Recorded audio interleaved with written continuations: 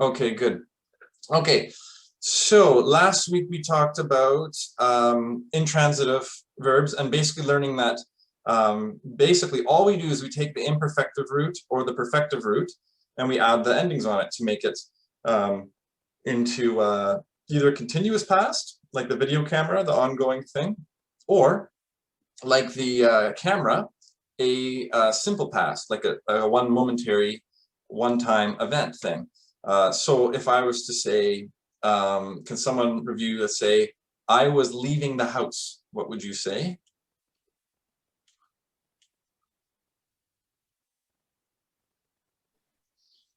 Za lakora watalam, right? Or if I left the house, za lakora uwatalam, or dakorna, right? Za lakora watalam, za lakora uwatalam. Or negative, you could say, like a za dakorna nawatalam. I didn't leave the house.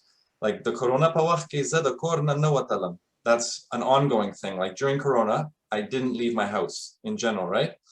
But if I said there's one time I didn't leave the house, hey, welcome here, Amy, and I would say, Zadakorna unawatalam, right? So there's the imperfective root for the ongoing thing and the perfective root for the one-time things. So remember last time Levi said, oh, but there's also a division between intransitive and transitive. And yes, there is, but nothing changes about that, what we just did in terms of transitive and intransitive. Still, you take the imperfective root for the ongoing things, and you take the perfective root for the one-time events like that. The only thing that changes is the structure of the whole sentence changes, and that's when things start getting really messed up. So far, the structure of our sentences with intransitive has looked like, so we have a subject. So let me just make a little bin to put our words. We have a subject, right? And we have a verb. So that's very simple. The subject is like the king of the sentence because the verb agrees with the subject, right? And the subject is just plain. That's all. Very simple, right? So if I was saying I went, right? The lar, what ending? Lardum, right? And you don't say ma and you don't say me or anything. There's no inflection. It's just the, right? Or let's say I was living, right? Or the pa Afghanistan ke usi dilam. The pa Afghanistan ke usi dilam. Like that, right? So again, no inflection. I know our brain, sometimes we think, okay, it's past tense, I got to start inflecting things. But that's all it is. We've just got one plain word and then a verb, and the plain word is the king of the sentence. So that's all intransitive stuff. But today we're going to get into transitive stuff. And that's when things start looking a little bit weirder. So first of all, I was backtracking, just explain how we have like a system for processing sentences in our brain. Like in English, this is hard-coded into our brains because most of us can speak English pretty well. So, so in English, we have a subject, right? Then we put the verb in the middle, like this, and then we have an object, like this, okay? So in English, the subject is plain, and then the verb agrees with the subject, so the verb is the subject is the king, and then the object is inflected. Now we can only, in English, we can only inflect pronouns. It used to be that you could inflect words in English too, but now English got simplified, and so it's just, so we would say, so we only can inflect pronouns. So if I say, I see him, I see him, okay? So I is plain, see is inflected, and the verb agrees with what? The verb agrees with the subject, because the subject is king, right? So you cannot say, I sees him, right? If it doesn't agree with the object. And you can't say, I see he, right? Or you would say, he sees me, okay? So then it's plain is he, and then inflected would be, it's not he sees I, it's me, right? And in past tense, this pattern doesn't change, right? So if I say I saw him, okay? Or he saw me. So this is our system that is baked into our brains for English. And so there is a system like this. Like it's not true that when you speak we don't care, but we don't follow grammar. We follow this system very rigidly, and we don't think about it because it's hardwired into our brains. So then we come to Pashto, and there's a bit of a different system. So in the present tense, it's a bit different. I'm not going to go to Pashto past tense, yes, we'll just quickly look at present tense. In the present tense, we have a subject, right? We have an object. Oops, hold on, I'm gonna draw this a bit higher up. 1 second. In the present tense, we have a subject, we have an object, and the verb usually goes at the end of the sentence. And we have a verb. Now in the present tense, what's going on? In the present tense, we have the subject is playing, right? And the object is also playing, except if it's a first or second person pronoun, then it's inflected. That's a bit of weirdness. So you would say ze hara winem,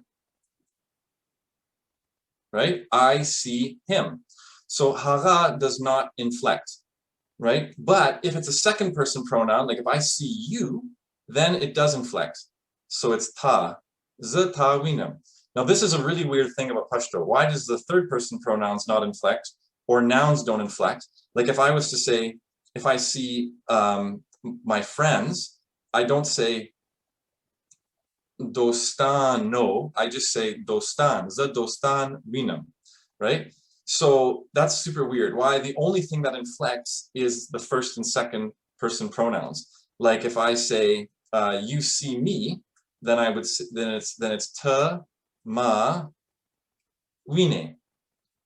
So again, I have to change this because, sorry, I forgot to say this, the subject is still the king of the sentence. So the verb agrees with the subject, right?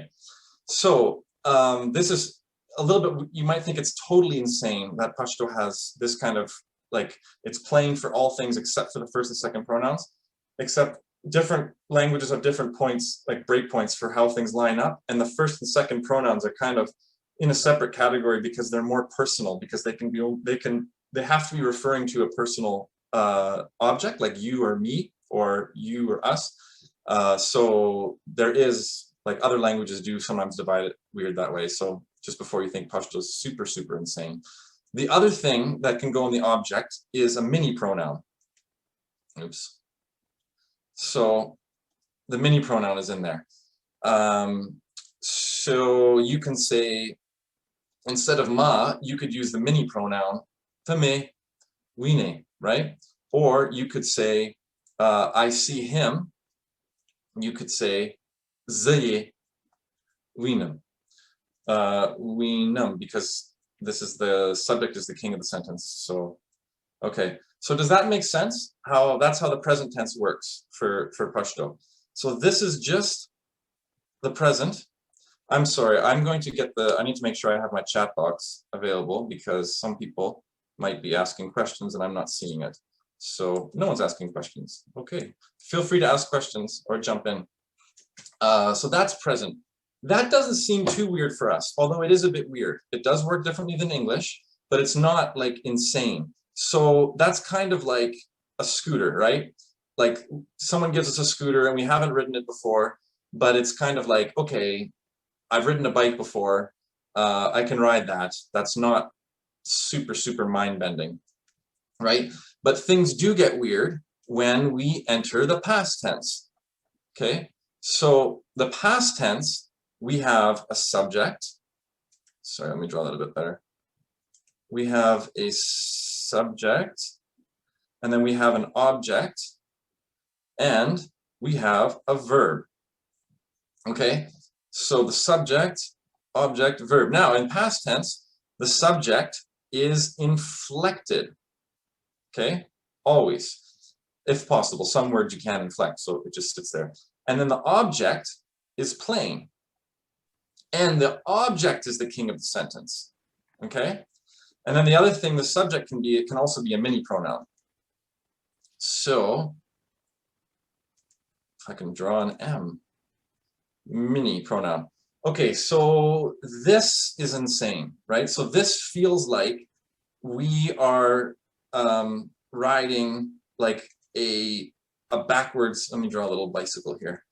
This feels like, now I was obsessed with BMX in high school, so instead of like paying attention in class, I would always draw little BMX bikes like this. So now it comes in handy. This is like riding one of those backwards bicycles. I don't know if you guys have heard of that or seen the video that I shared, but there's these backwards bicycles where you turn left and the wheel goes right, and you turn right and the wheel goes left.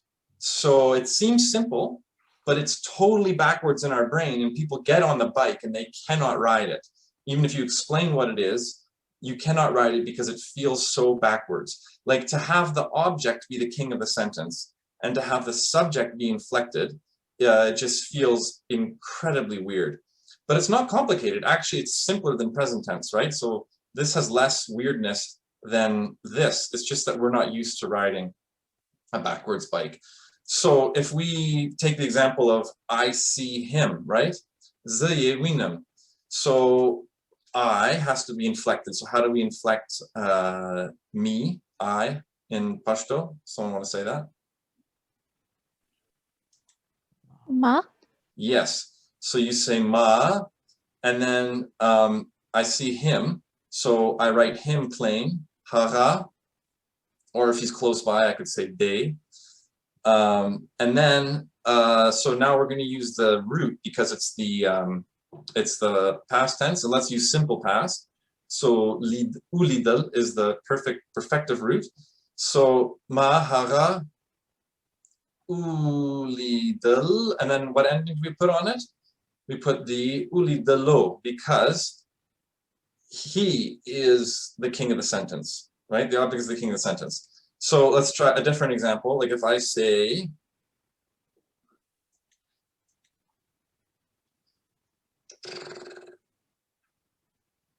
my computer can't keep up with the eraser. 1 second here. Okay, so if I say te ma wine, you see me, okay? So ta, and then plain is, so the object is the person you're seeing. It's the, right? Ta, the, and then someone do the verb with the object as the king. Ulidal, but with object as the king, what would that be? Ulidalam? Yes. Ulidalam, right? Or ulidam, shorter version. So yeah, I mean, this is just very common, and you guys obviously probably run into this, but it just feels so weird when someone says like Taza ulidalam, but that's, you're talking about you or you being seen or whatever. Hence the meme on the group. So yeah, but you can see it just follows these exact things, just like this. Okay, so, and not just the pronouns, but other things inflect too, right? So if I say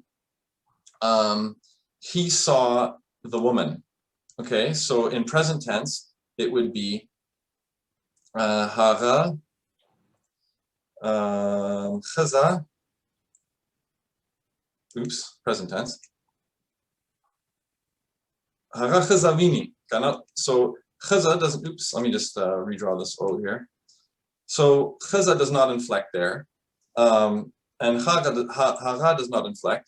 But now in the past tense, someone, can someone say that and make that a past tense? He saw the woman.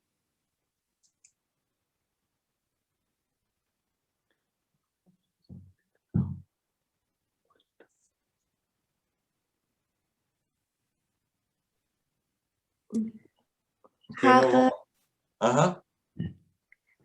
no. Ulidalo? If the woman is a man, but it's a female, so ulidala. Hara, hara. So hara, because hara inflects the hara. Hara Khaza ulidala. Like that. Haga khaza ulidala. Okay, what if the woman saw him? So if I say khaza haga wini is present. Okay, now let's make this into past tense. So let's say the woman saw him. Then someone else want to try that?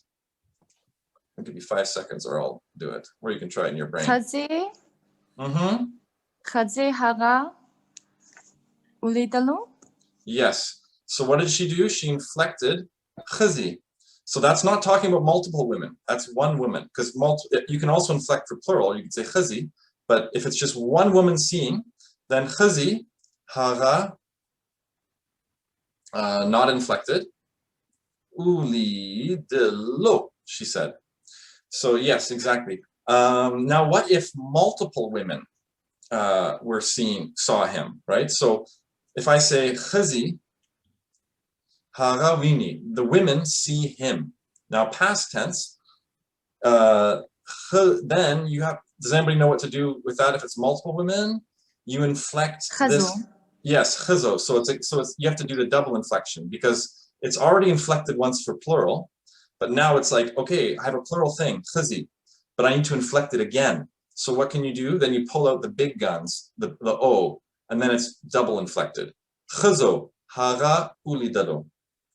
Okay, so same thing with other words like sare would also inflect, or let's say sare.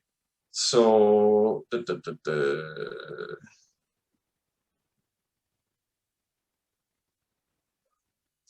so if I say in present tense, if I say what should the man see?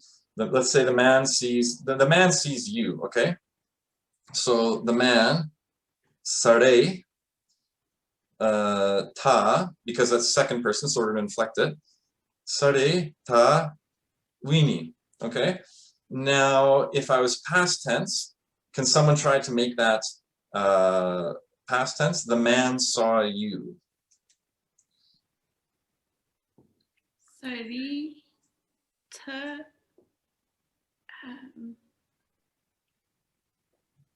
ulidali. Yes, perfect. Sari. So she inflected that. Now, sorry, inflection is a whole other ball of wax, which we're not going to get into, but you can look it up on the grammar reference thingy and stuff. So sare inflects to sari, sari ta, so she didn't inflect ta, and then ulidale, sari ta ulidale. Okay, so no matter what, it follows this pattern exactly, and it's very simple. The only thing that's hard about it is learning to ride it like a backwards bike. Like you have to learn how to be able to do this quickly and do it without thinking, right? So right now we're in the class and you can look at the picture and you can say, oh, okay, sari ta ulidale, and you can do piece by piece, but we have to keep practicing it so you can do it like when you're reacting, when you're in a social situation and you don't have time to think, and you have to hop between the scooter and the backwards bike, and the scooter and the backwards bike, and then the regular bike for the intransitive things. And so yeah, that's that. The trick is like when you try to learn a backwards bike, you have to learn it, otherwise you fall over. When you're trying to learn it like the past tense, you could like butcher it all the time, and your friends might just be polite and nod and pretend that they understand what you're saying. So it just takes a lot of conscious practice. So to review all the different structures things that we have, so we did intransitive stuff before, right? So intransitive stuff is very simple. We have the subject and we have the verb, and the subject is plain and it's the king of the sentence, right? And that's it. So like I was going, right? Zatlam. And there's no inflection. I know foreigners, sometimes we want to start inflecting stuff with this, but it does not inflect. Like it's not ma Afghanistan ke usi dal, it's it's za Afghanistan ke usi dam, right? So just be careful about that. And then we have the transitives. So when we do have an object, then we have, that's a hideous little tray. Then we have, that's still hideous. Then we have subject, and we have an object, and then we have a verb. And then, so the subject is plain, and it's the king of the sentence, right? And the object is plain, or it's inflected if it's the first or second pronoun, or it's a mini pronoun. And then the past is, we have a subject, we have an object, and we have a verb. Okay, and the subject is plain. No, the subject is inflected. And the object is plain. And the subject can also be a mini pronoun. Sorry guys.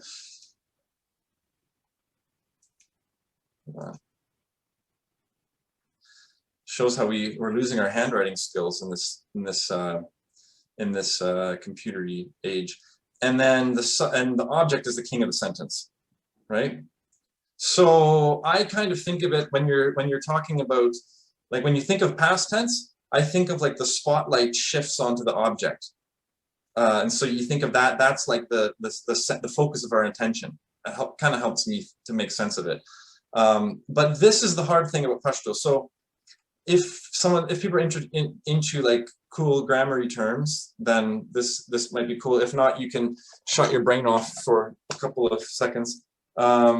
Someone's asking, or unicycle. Yeah, that's true. Sorry, I missed these questions. Betsy, your question back then. Do you still have your question?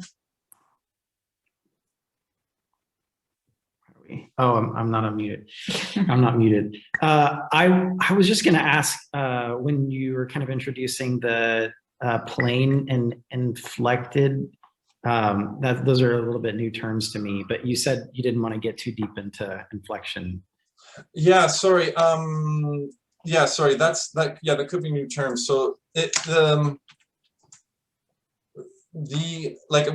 AK we talked about how words change. Like you can morph them, like za to ma, or sare to sari, or khaza to khazi, or yakhni to yakhne, and there's a whole bunch of different patterns.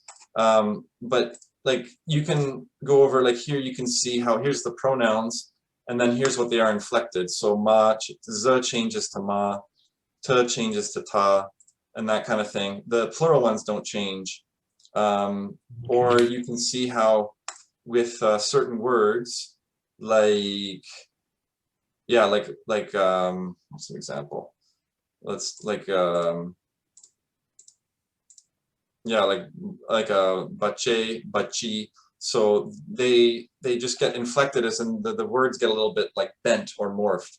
Or like we talked about in AK, it's like pressing it in a button.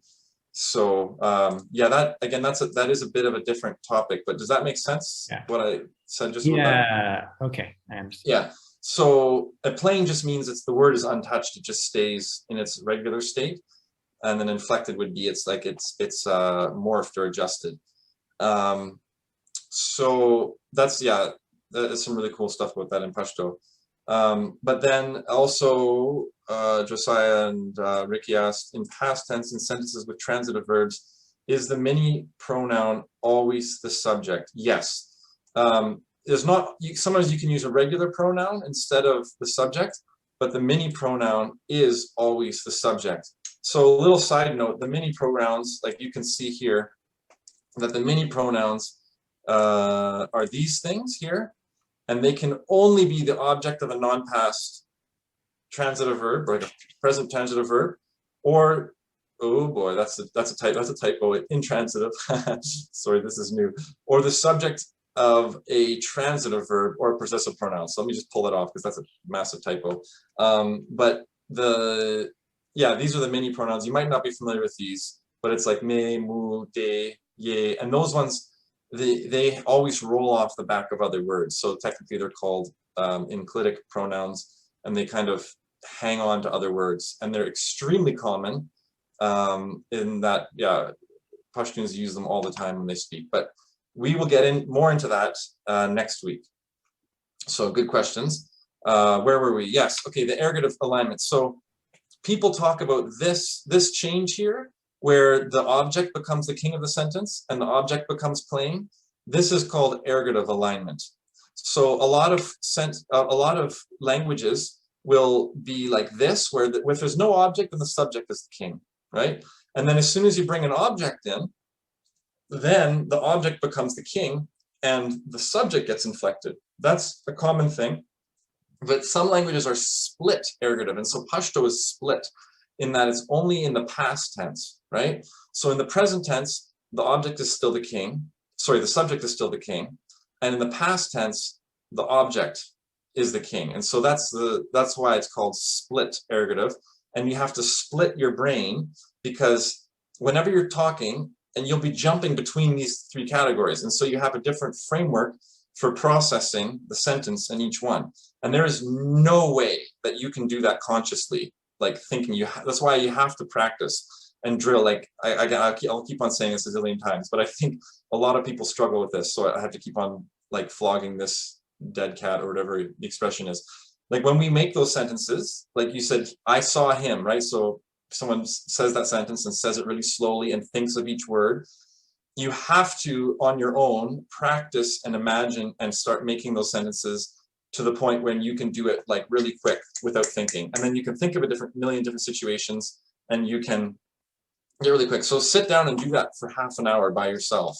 And then do that like many days in a row for months on end. And then when you come into real social situations, then you can say it without thinking, because otherwise you will just freeze up and not be able to say it, or just revert to mistakes. So like me showing you me showing you what a reverse bike is totally different than you actually learning to ride the reverse bike, right? So you have to spend tons of time practicing it. Sorry to keep on harping on that, but I just think it's just, for some reason, I think yeah, people sometimes struggle with bridging the gap between studying about things and knowing about them, and then actually practicing them to be able to really do them quickly without thinking. So speaking of practice, let's just go over a few more examples of the past tense stuff. So let me just erase this little scooter and bike so they're not so distracting. And okay, so another one you'll commonly have to use is pejandal, to recognize or to know, right? So I run into this all the time when I'm seeing people on the street and they're like, oh, do you know who I am? Or like, you don't recognize me? Or like, I recognize you, and because you meet a bunch of people and then you have no idea who they are. And then they remember you because you're the one foreigner they know who speaks P. Does anybody ever have that experience? Yeah, so so pejandal. So if I say zeta pejanum, right? I know you. Zeta pejanum. Okay. So let's make that past tense. Can someone try that? I recognized you. Like I saw you and I go, oh, I recognized you. Mata patiente. Yes, except that's what you're saying then, is you're saying I knew you, like I knew you over time. Like at that, you could say like 2 years ago I knew you. But if you want to say I recognized you in a moment, you go, oh, I know who that is, then what would you say? Wo patiente. Yes, very good. So you see the difference there. The first time she used the imperfective root for the ongoing thing, and the second time she used the perfective root, upejende. And she could have also used the longer version and said upejendele, mata upejende. Okay. What if I was saying that I recognized them, the women?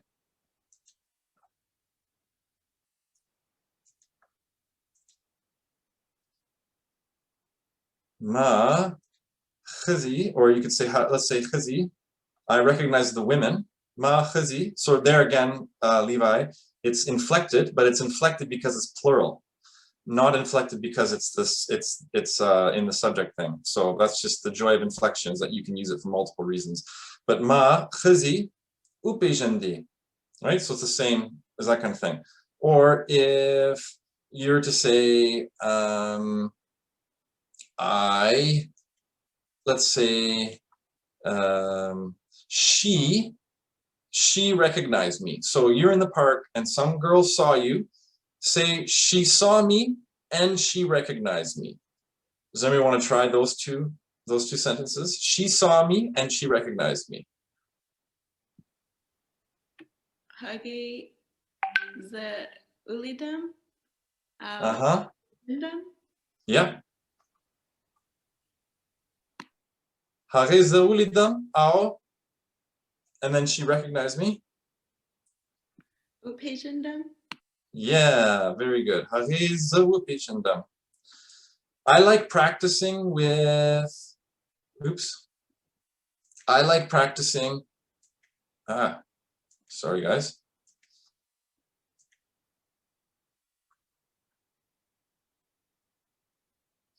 I like practicing with the things because that really forces your brain to feel the backwardsness of it, right?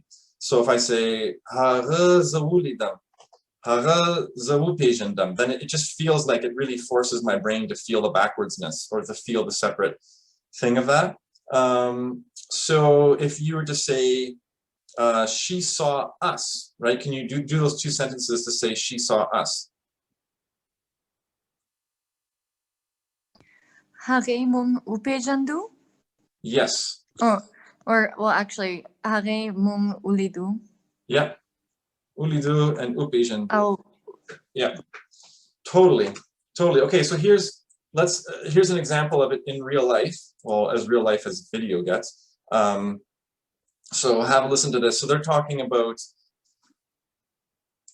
Okay, so she's talking about. This is a little lesson on Safari, and she's talking about why don't people know women's names? And this girl starts saying this story about how she went to a funeral, and they were like, "Whose daughter are you?" or "Whose wife are you?" And she's like, "I'm a person. I have a name," kind of thing. So here's what she's saying. So she's going to see this guy. She's going to call him Dr. Sepp.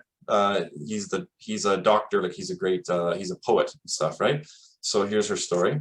دلته یو ډیر لوی شاعر یو ډیر لوی ادیب ډاکټر خالد زیار صاحب وفات شوی او زه دعا ته دغه د مړینې دعا ته ورغلم نو هلته ښځې ماته ویل چې Notice ښځې ماته ویل چې, so ښځې is inflected. You're talking about one woman, but it's inflected because she's telling her something.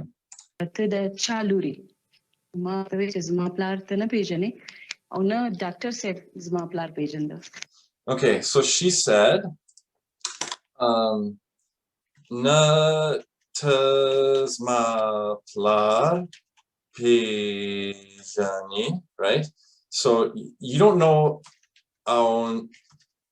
na, what did she say? Zma Dr. Sep zma na Dr.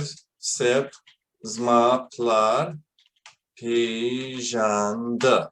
Okay, so this first sentence is present, so you don't know my father. Like na this and na this, like neither do you know my father, and neither did the, what is this sentence? What does this mean? Can someone translate this?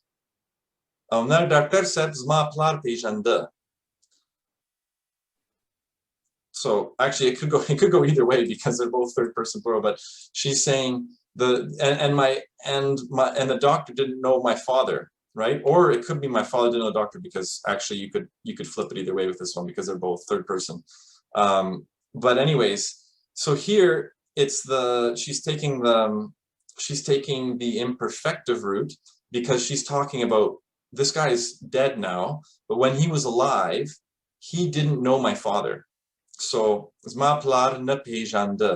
notice here it's got two A's because this is a little side note thing, but when you add, like if you have an A and then a consonant and then you have a short on the end, like for a third person plural, then you have to extend the A, like with Pashtun and pachtana, right? So it's not pachtana, it's pachtana, right? So it's just a thing. Whenever you use a short form with a third person plural, then you'll have third person singular, masculine. Then you have to do that little thing there. So anyways, that's one thing she said. And then she says, بیا وایي چې ته د چا ښځه یې. ما ورته ویل نه زه واده نه لرم. بیا وایي چې ښځه د چا خور یې. so مطلب whose wife are you? Whose sister are you? د هغې کوشش دا کوو هغه ښځې چې دا ټولو رشتو کې به څوک داسې وي چې هغه د ډاکټر صاحب سره تعلق وي دا په هغه تعلق دعا ته راغلی ده. ما ورته ویل چې ډاکټر صاحب زه پیژندم نو ما ډاکټر صاحب پیژنده. Okay. Dr. Seb Zapejandam Omar Dr. Seb Pejanda. So she says, Dr. Seb Zapejandam Au Ma Dr. Seb Pejanda. Okay, let's listen to that once more. ته وی چې ډاکټر صاحب زه پیژندم نو ما ډاکټر صاحب پیژنده. Okay, so someone want to translate those two lines? Dr. Seb Zapejandam Au Ma Dr. Seb Pejanda. I have a question. Yes. Isn't Pejanda the feminine ending? No, that is the masculine ending. Sorry, I'm just bringing my chat box up here again. 1 second here. I see there's something in the chat. Oh, that's you. No, the feminine ending would be pejanda. So the feminine ending is an A, and the masculine ending is the or O. But then you don't have to do anyways. So it's this right there. So the first line. So I want to translate the first line. The doctor knew me. Yes. And I knew the doctor. yes, exactly. So she's saying, listen, we know each other. That's why I'm at the funeral. So, you know, she's giving a bit of, yeah, obviously she has some attitude about that, rightfully so. So yeah, anyways. It's continuous, right? So it's like the doctor was knowing me and I was knowing the doctor, right? Yes, totally. Because if you said, she said upejandam and upejanda, that's like a momentary knowing, like recognition. Like we were in the hallway and we saw each other. Dr. Seb upejandam, Omar Dr. Seb upejanda. And it's like a, you know, or you could it's talking about the event of knowing them, right? So she would say, I got to know him and he got to know me, like that, right? So yeah, but this pejanda means like there was an ongoing knowledge of each other. We knew each other, right? So that's why I'm at the funeral. So anyways, that's just to prove to you that they really do this in real life. So yeah, what's another good example is Khoril. So there's a good joke about there was an English person and he went to a village and he said, I went into the village and I ate a dog, because he meant to say a dog bit me, right? But because of the reverse ergative stuff, he ended up saying I ate a dog. So like if I say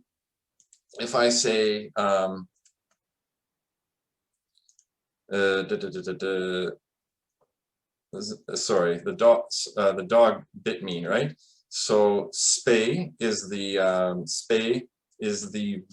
subject, and then ma is the object, and then khuri, right? So the dog is biting me, right? And then so if I was to do past tense, what would be the proper thing to say?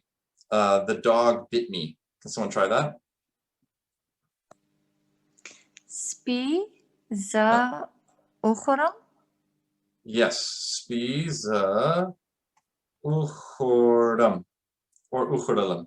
Spi za ukhram, right? And that sounds to us like I ate the dog, right? But then, so the English person would have said, he would have said like something like ma spay ukhorlo, right? Which would mean I ate a dog, right? And so that's why they all laughed, because why did you go into a village and eat a dog? So Yeah, so that's another thing like that. So the last thing I'll say, there's one weird, no, here, let's, another example, one more thing here. Let's do, just to get a little bit more inflecting weirdness. So if I say, my friends, and they're masculine, so zma malgari, ta, let's say taso, uli, sorry, my friends see you, sorry, present tense. What am I doing? This is present tense. That's, I'm not going to try to write that in either. Zma malgrita sawini. My friends see you. Okay, so my friends saw you. If someone want to try that?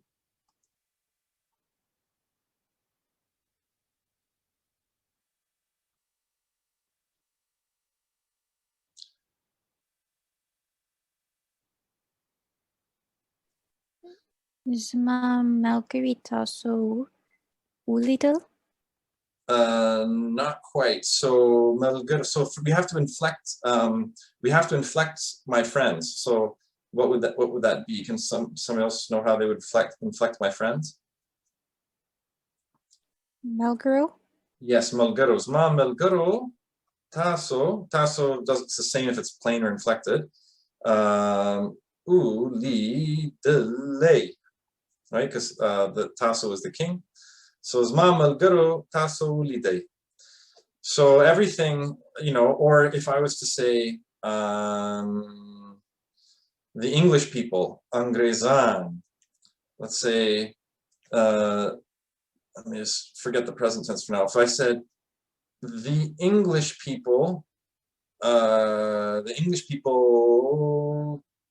let's say a sad thing. So the English people killed her. What would you say?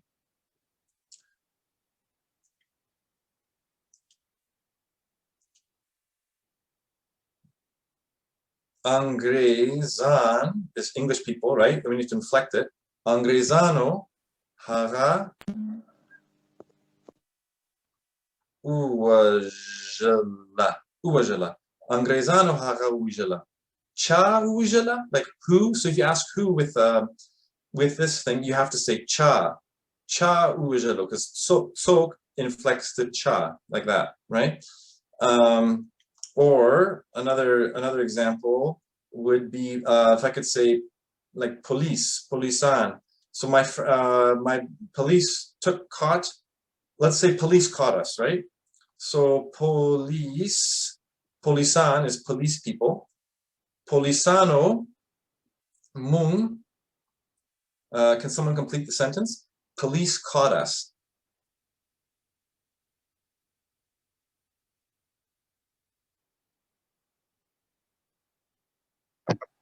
Winiwelo. Yes, very good. Such a uni willow. Polisana munguni willow. And then I would say, who caught you? So I could say, taso cha uniwele.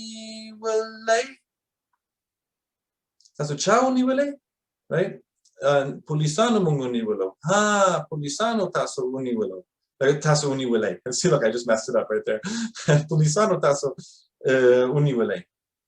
So you can practice that like a whole bunch of questions and back and forth, like, who saw you? Ta cha ulide or cha ta ulide. And then you could say, the woman saw me. Khazi za ulida. Right? So just get creative and just force yourself to practice those things for like half an hour. Now, the last thing is there are some weird words like to laugh, for instance. So if I say, or to cry, if I was to say, I laughed, which of these three sections would I use to process that with? Does anybody have any ideas?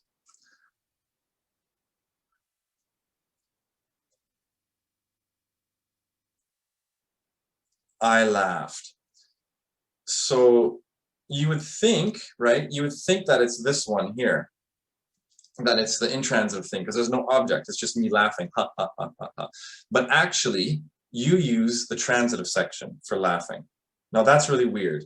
Why? So words like laugh, cry, spit, howl, say, what else? I think snore. There's all these words where you're actually like emitting something, right? So you're crying tears, or you're laughing laughter, or you're spitting out spit. And although there's no object, there you kind of pretend there's an object, like you pretend there's a third person masculine singular object. So you would say ma uchandil. Oops. Ma uchandil.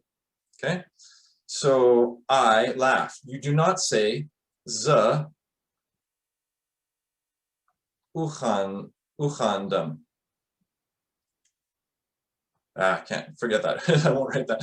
But you don't say uchandam because it's actually transitive. So in the little verb explorer thingy, I have that explained as these verbs are grammatically transitive. So they seem like they're intransitive verbs, but actually they work as if they're intransitive verbs, and they kind of operate with an imaginary third person thing. So if I say to cry, right, then jaral. So if I say I was crying, then you would say ma jaral, okay?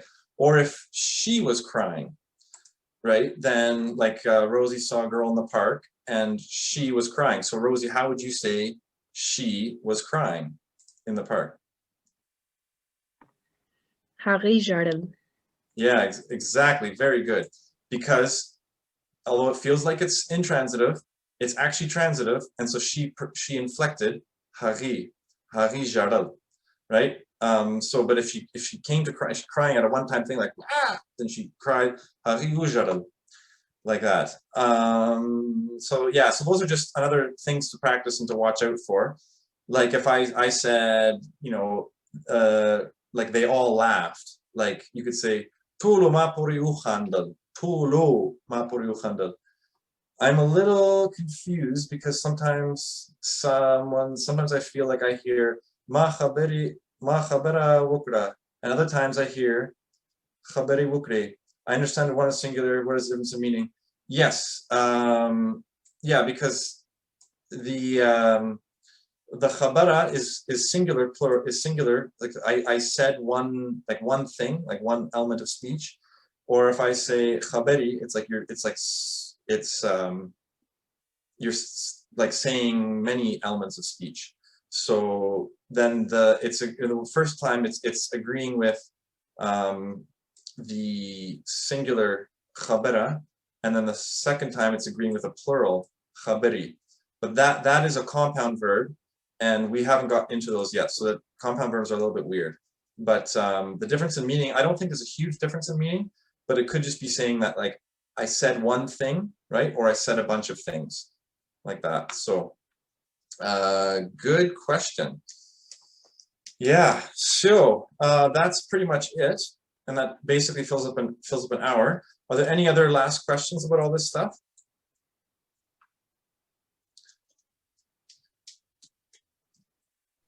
The other thing, oh yeah, go ahead, Sarah. I think Josiah had a question in the chat box. I just read it. That was the one I just read there. Oh, sorry. No problem, no problem. That's good. So yeah, the other thing you'll see is that like if you go to practice this with the verb explorer thing, then you'll notice there's a number of different ways of saying a sentence. We'll get into this more next week because there's a bunch of other things that go on. But like if I say, hold on, let me just get, if I say, like, I saw you, right? Ma te ulive, right? Then I can also use the mini pronoun, and I could say te, but I can't say me te ulide, because I can't start a sentence with a mini pronoun, right? So then I could say tame ulide, and that's a way more colloquial and common, quick way of speaking, like tame ulide. Or you could just drop the t totally, and because it's already in the end of the verb, right? So you could just say umilide, right? Or same thing with pejandal. So so I could say let's say, yeah, like if I say taza upejandam, right? Like, did you recognize me? Taza upejandam. Or you could say zade upejandam, right? You're just using a mini pronoun for the subject. Or you could say ude pejandam, ude pejandam. So that's what you hear a lot. Like, did you recognize me? Ude pejandam, ha ha. And then you could say, ume pejandi, I recognize you. Ude pejandam, did you recognize me? Ume pejandi, I recognized you. Right? So that's one of the things I ran over and over again in my head, because I wanted to like get comfortable with that, because I know you run into a socially anxious situation when there's an awkward thing about like, do I recognize the guy or not? And they're like, did you not recognize me? No, sorry. So I didn't recognize you. Anyways, we'll get more into the mini pronoun things next week, but that's just to be aware of. Those variations also exist. So yeah, anyways, that's that. Any last questions?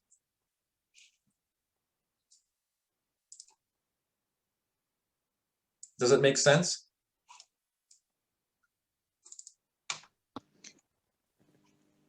Yes, thank you. You're welcome. So it sounds like a lot of people were really kind of knew this, but for some people it might be a bit newer.